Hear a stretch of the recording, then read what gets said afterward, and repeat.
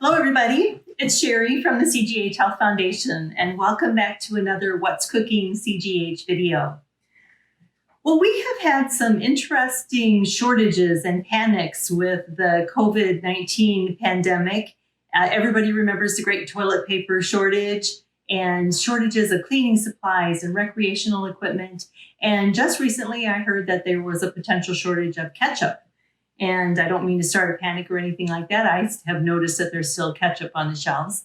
But you can make your own ketchup. And I thought I would show you how to do that today. And there are reasons other than shortages that you might want to make your own ketchup. And that has to do with some of the ingredients, mostly with sugar. So 1 tablespoon of commercial ketchup can have as much as a teaspoon of sugar. And so fully a third of the ketchup is made up of added sugars, and that's usually in the form of corn syrup. So I thought I'd show you how to make your own ketchup today, and you probably have everything in your pantry already, and it's very simple to do, and so you can have plenty of ketchup on hand if there happens to be a shortage. We're going to start off with tomato paste, and I have a 6-ounce can of tomato paste. And we're going to put this in a saucepan, kind of a small saucepan, over medium-high heat. So I'm going to go ahead and add the tomato paste into the saucepan. Did you know that ketchup can be made of other things than tomato? We're familiar with the tomato and vinegar, red tomato and vinegar, but you can make ketchup out of green tomatoes. Mushroom ketchup is one that you can get in Great Britain. In the Philippines, you can get banana ketchup. So it doesn't have to be the red stuff that we're all used to, but that's what I'm making today. So the 1 can of tomato paste, and then I have a 1/2 cup of water that I'm going to go ahead and put in the pan. And then there are some spices. So I have a 1/2 teaspoon of garlic powder, a 1/2 teaspoon of onion powder. I've got about 1/4 teaspoon of ground allspice. This is something you might not use a whole lot except around Thanksgiving time. So maybe you have it in your pantry, maybe you don't. And then I have maybe just 1/8 teaspoon of dried mustard powder. And if you don't have mustard powder like this, you could just put in like a little squirt, a tiny squirt of prepared mustard, yellow mustard. So all the spices are going to go in there.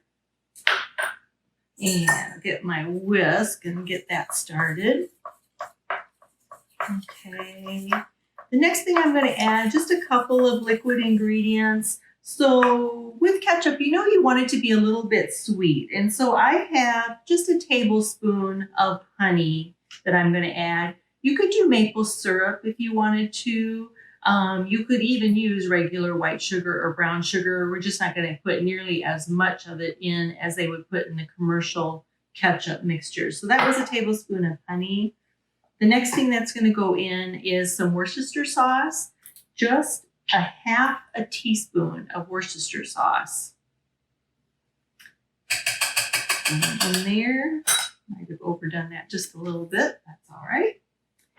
And the last thing I'm going to put in, because ketchup has that tang that we all enjoy, is a tablespoon of apple cider vinegar. Okay, and there it goes.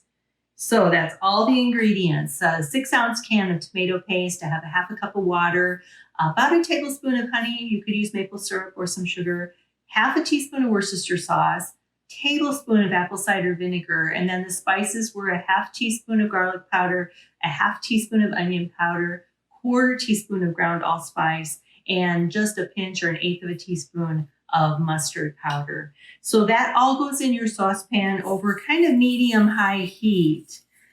This is going to be a thick mixture, you know, just like ketchup is. And I want to bring it to a boil. But you know, a thick mixture, if you're bringing it to a boil, is going to bubble and splatter a lot. So once I get all the ingredients whisked in here, I'm going to go ahead and put on the lid. All right. And let it come to a boil. You just want it to be heated up This doesn't really have to cook. It needs to be heated up enough for all of those spices to kind of blend together and bloom together.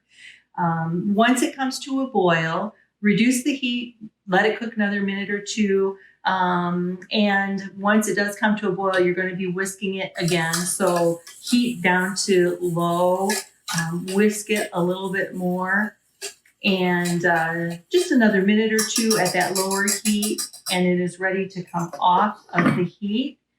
Turn it off, and you have ketchup to use for your meatloaf or your eggs or your French fries, hot dogs, and you've made your own ketchup. I hope you enjoyed this recipe. Hope you'll try it. Let me know what you think.